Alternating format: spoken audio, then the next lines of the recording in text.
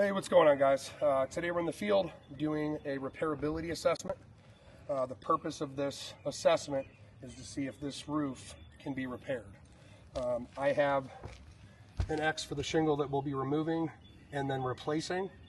The connecting shingles, shingle 1 and 2, are going to need to be, are possibly affected by unsealing shingle X, 3 and 4. 3 and 4 are both connecting to X as well. And then when we have to unseal shingle 5 and 6 to access the nails for shingle X, same with 7 and 8.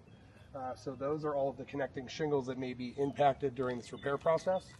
When doing repair work, we want to make sure that we leave the property the same, if not better condition than whenever we start that repair work. I'm also going to be documenting myself, so I can do some close-up pictures to show you what may or may not be going on. So, yeah, we generally start, we want to unseal all shingle X, 5, 8, 7, and 6. I'll get started. This one's already unsealed.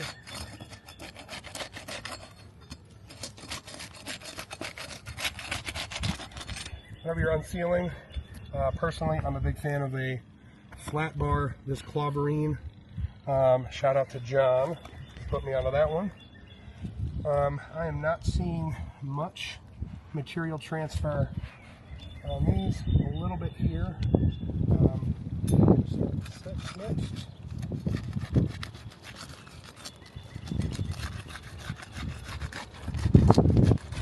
I'm getting some resistance, so there very well could be some. Yeah, right here there is. I can get a picture of that as well, but you can see right there a big chunk of the asphalt and sealant, and it appears to be some of the fiberglass matting is exposed right there. That's something that we definitely want to get a picture of.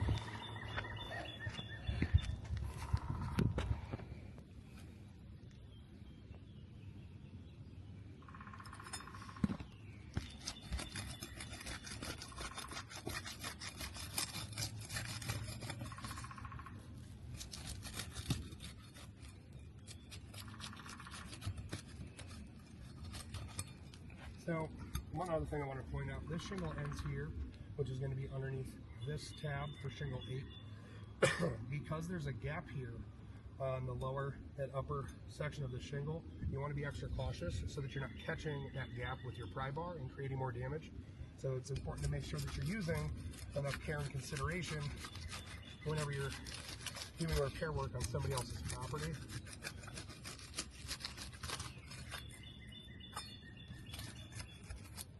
Same thing as this one right here.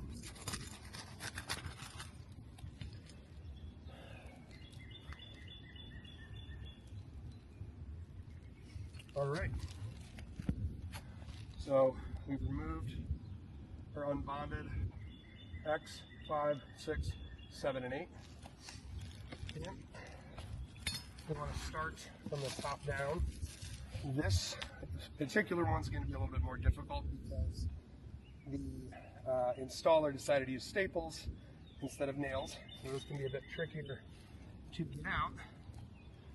So let's start with that one. Yeah, and immediately that shingle pulled right through. You can see that staple, which is there. It just makes it a lot harder to pry that out.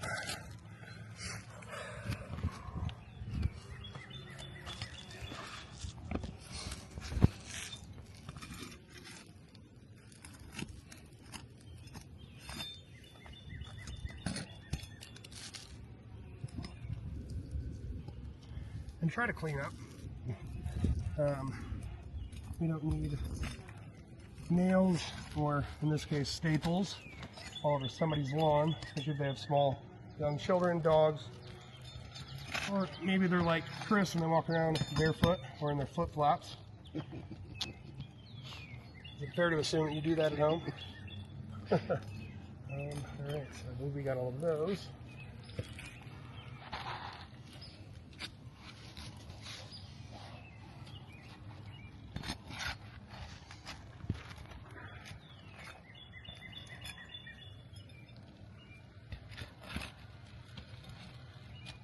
Yeah, this one just tore as well. The same issue that happened with the other one. That staple is torn right through the entire length of the staple, where it just had the 2 holes originally.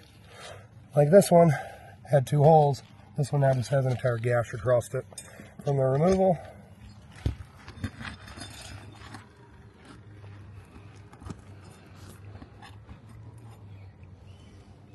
There should be one more over here.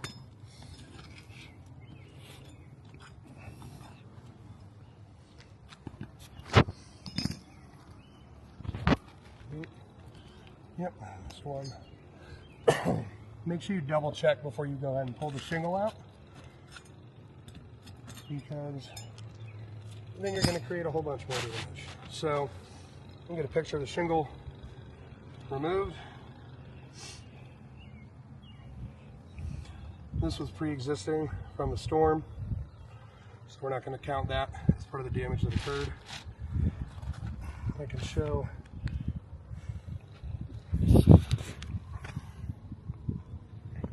so on this shingle, okay, this one's being removed, but it did cause material transfer, which would be on shingle 5. So that shingle now has damage.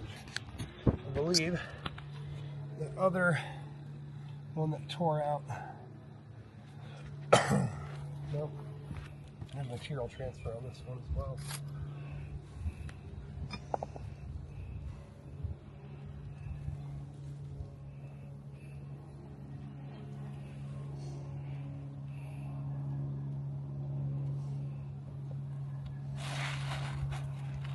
So in this case,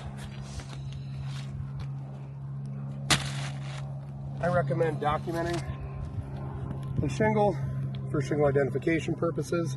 We've already done that.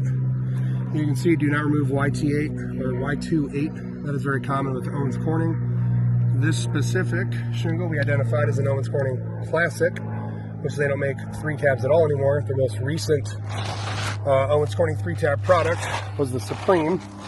Here's another shot of that material transfer right there. Give you an idea how big that is.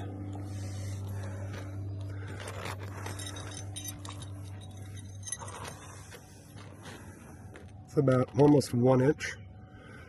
You can even see the fiberglass that came off with this shingle. So since they don't make this, we're actually going to be reinstalling this shingle.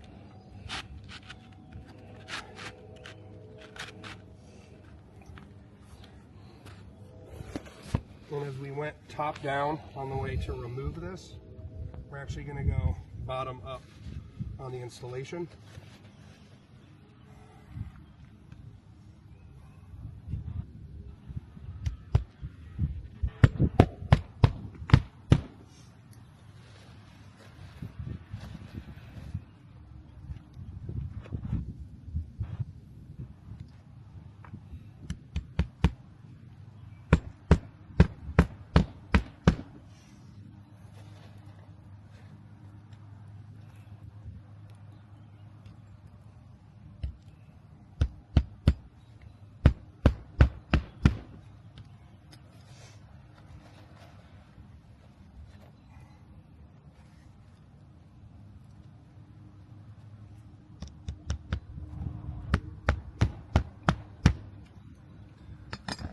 So you always do, per the manufacturer's specs, you want to nail, actually it should have been a little bit closer to the end of that shingle. Same with the end of this one. And you typically install right above the rain key. Generally, if the roof would have been installed with shingle or nails, you can't reuse that same nail hole. So you want to try to obviously miss that, caulk that old hole, and then install the new shingle either to the right or the left of that. In this case, they're stapled, so we're just going to try to miss the place that the staple was removed. When I lift the shingle, I've noticed this on all the other ones. If you want to come zoom in here, there's loose granules right here, and this needs to be lifted at a minimum at that angle. You can see the nail head right there, and I need at least some room to go back and forth to hammer that. So there's a lot of granule loss that's just coming off. And as an example, I can show you, it's not happening here, but it is happening on the ones that we've done repairs to. So let's compromise the integrity of the shingle.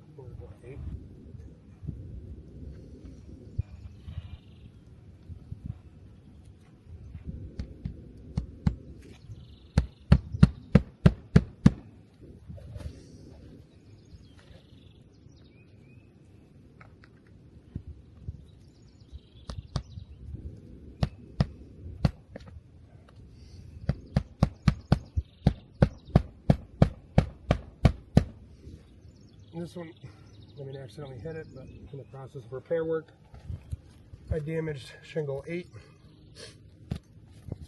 And again, all of these have already had pretty bad granule loss from the repair process.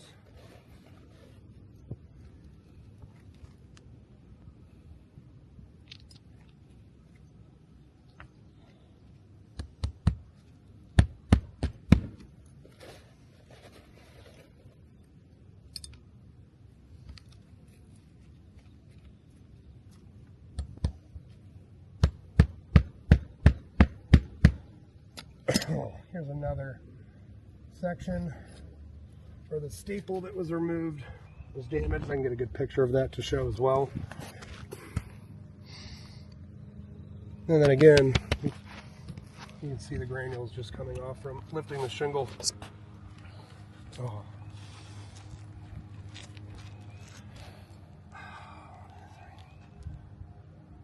Yeah, I believe that's it. So this one had the material transfer on right there. So that's going to be shingle 1 suffered damage. Shingle 2 is in good shape.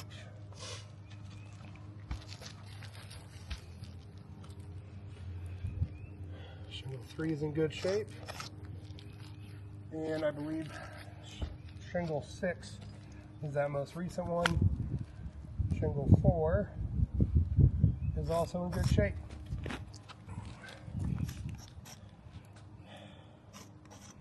So I typically like to make a list to show the shingles that were failing, which is going to be 1, 3, 6, 7, 8, 5, 5, 6, 7, and 8. And the ones that passed would have been 2, 3, and 4. So for one shingle, 5 other shingles suffered damage. So this one shingle repair will now turn into a 6 shingle repair. That's just not a feasible option. We're pretty prideful in not creating more damage and leaving a property better than how we found it. I'm not comfortable doing a repair on this specific roof assembly. But again, it's always good to document all of that information so you can share it with the homeowner like yourself. So at least you're aware of why it is that you may have to spend the money for an entire roof replacement. But again, if you're okay with just spending $500 with chucking a truck, that's an option. It's just not a good fit for us. So thanks again.